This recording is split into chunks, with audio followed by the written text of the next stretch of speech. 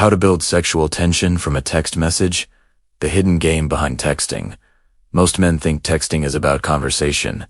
They believe the goal is to say the right thing, to be interesting, to respond quickly, to keep the conversation alive. But that belief is exactly why most conversations die. Because the real purpose of texting was never conversation. It was tension. And tension is the one thing most men accidentally destroy. Look at how the average interaction unfolds. A man meets a woman. They exchange numbers.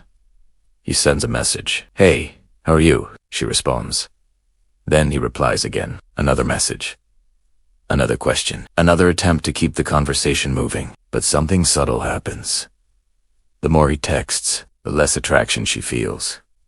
Eventually, the replies slow down. Then they shorten. Then they disappear.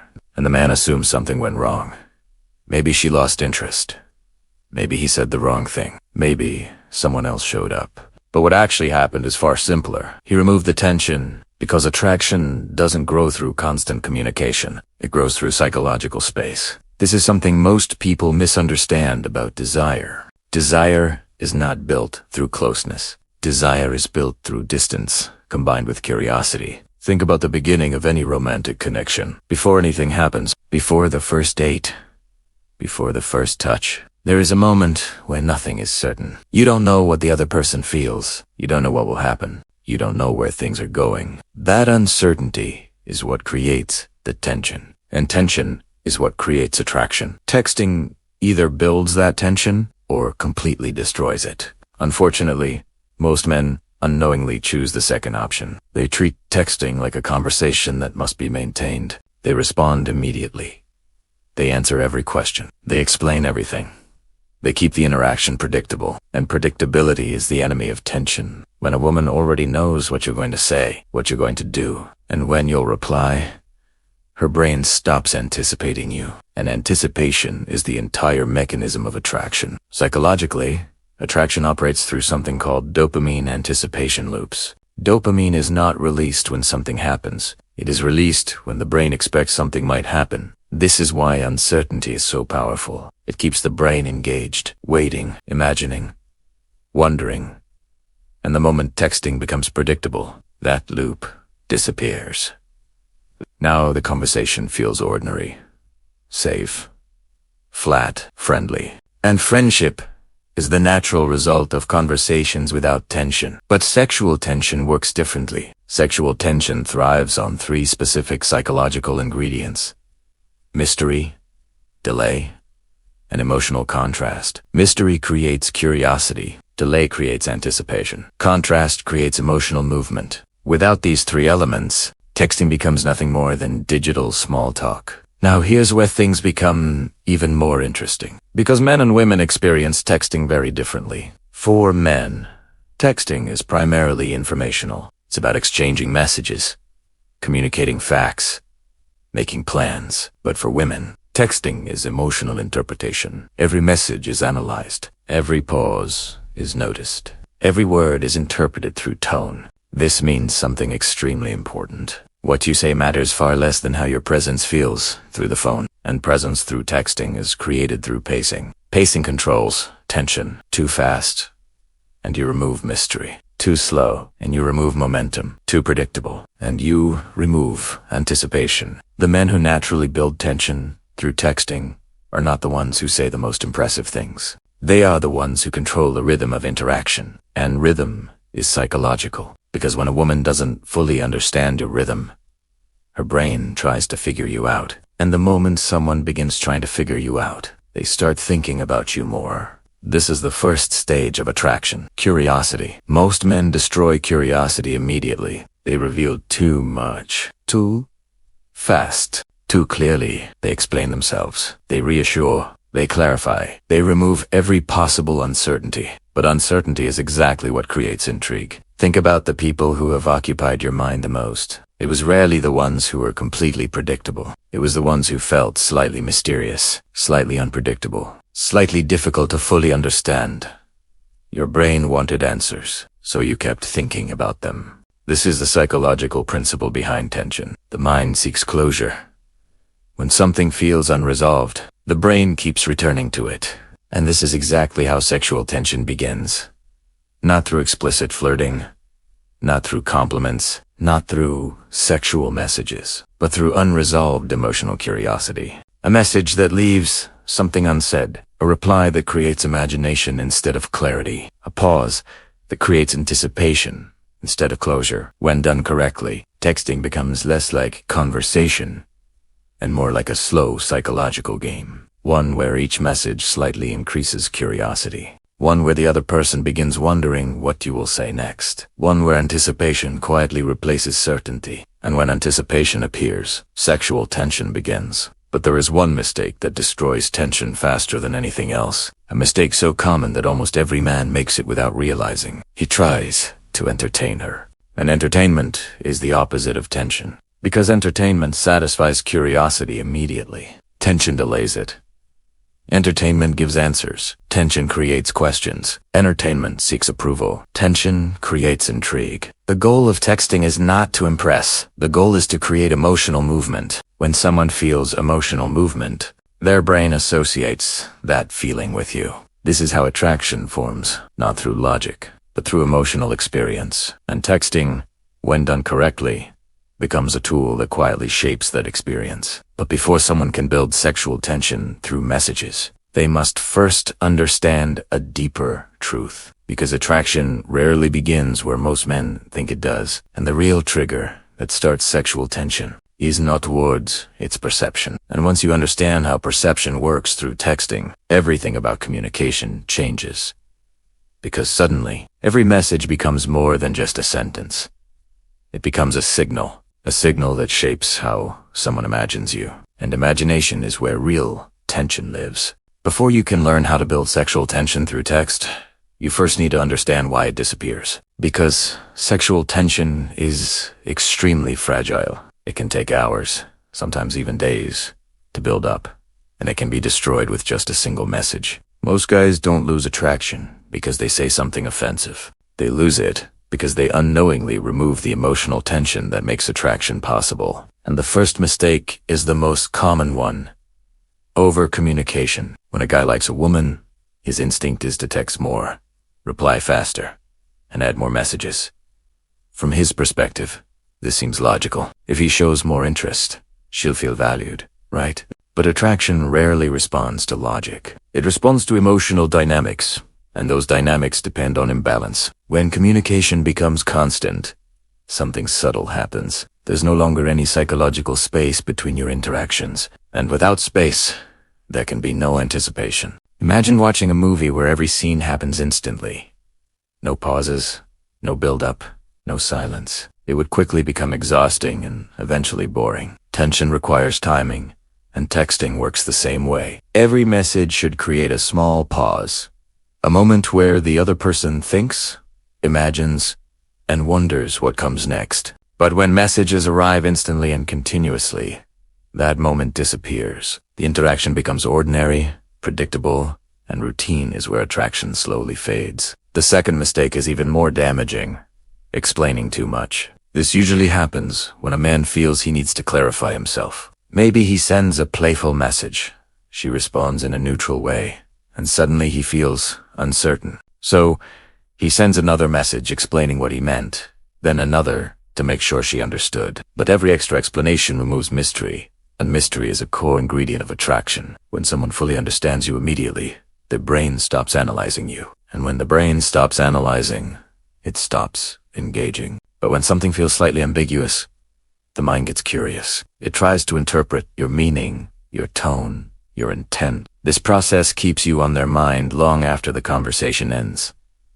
Over-explaining removes all of that. Everything becomes clear, predictable, and safe. And safety rarely creates sexual tension. The third mistake is subtle, but incredibly destructive. Seeking validation. This happens when a man texts to confirm her interest. He asks questions that reveal his insecurity. Like, do you like talking to me? Or did I say something wrong? Or why didn't you reply? These questions seem harmless, but they completely change the dynamic. The moment you seek validation, you shift the power. Now, the other person becomes the judge. Attraction rarely grows when one person is asking for reassurance. It grows when both people feel slightly uncertain, intrigued, and challenged. Validation removes that challenge and replaces intrigue with emotional pressure. The interaction starts to feel like a responsibility instead of a curiosity. The fourth mistake is something almost every guy does: trying too hard to be funny. Humor can be attractive, but forced humor destroys tension. When someone tries too hard to entertain, their messages become a performance. The dynamic shifts again. Now, the man is the entertainer, and the woman is the audience. But attraction doesn't grow between an entertainer and an audience. It grows between two people who are emotionally interacting. When humor appears naturally within the tension, it amplifies attraction. But when it becomes the focus, the conversation loses its depth. The fifth mistake is the most dangerous, because it feels like the right thing to do: being constantly available. Modern technology has created this strange expectation that if someone doesn't reply quickly, something must be wrong. But immediate replies slowly kill anticipation, and anticipation is the engine of desire. When someone knows exactly when you'll respond, there's no suspense, no uncertainty. Your messages become predictable, and predictability reduces emotional intensity. This doesn't mean you should intentionally ignore messages. Artificial delays are just as obvious. But natural pacing is powerful. Sometimes conversations pause. This variation creates emotional movement and keeps the brain engaged. The sixth mistake is turning texting into an interview. Questions are important, but when messages become a long chain of them, it feels like an interrogation. What do you do? Where are you from? What are your hobbies? At first, these seem normal, but attraction doesn't grow through information gathering. It grows through emotional interaction. When texting becomes just an exchange of facts, the emotional layer disappears. Tension grows through shared moments of playfulness, intrigue, and slight unpredictability moments that create a feeling, not just a list of facts. The final mistake is perhaps the most misunderstood: escalating too quickly. Many men believe sexual tension must be created through sexual messages, so they introduce flirtation immediately or become explicit way too soon. But real tension grows slowly. It builds through suggestion, not declaration; through implication, not explanation. When a sexual tone appears too early, it often feels forced. But when tension slowly develops through curiosity and emotional rhythm, flirtation begins to feel natural. And natural flirtation is far more powerful than forced seduction. The most powerful form of sexual tension is the kind that's felt before it's even spoken. Now, when you start to avoid these mistakes, something interesting happens. The dynamic of your texting changes. The conversation feels lighter, more playful, and that's where the real magic begins. Thanks for watching. If you found this helpful, be sure to like and subscribe for more. More intriguing, messages feel less predictable, more emotionally alive. And this is where the real skill begins. Because building sexual tension through text is not about saying the perfect line. It is about controlling 3 psychological triggers: curiosity, anticipation, emotional contrast. When these 3 elements appear together, something powerful happens inside the brain. Interest transforms into intrigue. Intrigue transforms into attraction, and attraction slowly turns into desire. But creating those triggers requires a very specific communication style, a style most people never learn, because it doesn't follow normal conversational rules. Instead, it follows psychological ones. And once someone understands this structure, they can create tension through the simplest messages, sometimes with only a few words. Because tension was never about how much you say. It was about what your presence makes someone feel. And in the final section, we're going to break down the exact texting framework that creates that feeling. The one that turns ordinary conversations into interactions filled with curiosity, anticipation, and quiet desire. The psychological framework that creates sexual tension through text. Once you remove the mistakes that kill attraction, something interesting begins to happen. Texting stops feeling like effort and starts feeling like momentum. Because the real secret behind sexual tension through messages is surprisingly simple. It isn't about clever lines. It isn't about pickup techniques. And it certainly isn't about saying something sexual. It's about how your presence feels through the screen. And that feeling is created through 3 psychological triggers: curiosity, anticipation, and emotional contrast. When these 3 elements appear together, The brain becomes engaged, not logically, emotionally. And emotional engagement is what transforms ordinary texting into attraction. But to understand how this works, we need to talk about the first trigger. Curiosity. Curiosity is one of the most powerful psychological forces in human behavior. The brain is naturally drawn toward incomplete information. Whenever something feels unresolved, the mind tries to fill the gap. This is why mysterious people often feel more attractive. Not because they are better looking, not because they say better things, but because they reveal themselves slowly. They leave space for imagination, and imagination is where attraction quietly grows. Through texting, curiosity is created through partial information. Instead of explaining everything, you reveal small pieces. You leave moments open. You say just enough to create intrigue. For example, instead of saying something predictable like, "Today was boring," you might say, "Today was unexpectedly interesting." Notice what happens. Now curiosity appears. The brain immediately asks a question. What happened? Why interesting? What does he mean? And once curiosity appears, the other person becomes mentally involved. They begin investing attention, and attention is the beginning of attraction. But curiosity alone is not enough. Curiosity opens the door. Anticipation keeps it open. Anticipation is created through rhythm, and rhythm is one of the most underestimated aspects of attraction. Because attraction is rarely about what you say. It's about how interactions flow. Think about music. A song is not powerful because of individual notes. It is powerful because of rhythm. The rise, the pause, the drop, the silence. Those shifts create emotional movement. Texting works the same way. Messages should never feel flat. There should be variation. Moments of playfulness. Moments of calm. Moments of intrigue. Moments where the conversation pauses slightly before continuing. These subtle shifts create anticipation, and anticipation keeps the brain emotionally engaged. This is why texting should feel light and natural. Not constant, not forced, not perfectly structured. Because perfect structure feels mechanical, and mechanical interactions never create tension. The final trigger is emotional contrast. This is where tension becomes powerful. Contrast is what makes interactions feel alive. Without contrast, conversations become predictable, and predictability slowly removes emotional intensity. Contrast appears through small emotional shifts. Playfulness followed by curiosity. Curiosity followed by mystery. Light teasing followed by calm presence. These shifts create emotional texture. And emotional texture keeps attraction growing. But there is one deeper psychological principle behind all of this. Something most people completely overlook. Sexual tension is not created by words. It is created by perception, the way someone imagines you in their mind. When texting creates curiosity, anticipation, and emotional contrast, the brain begins filling in the blanks.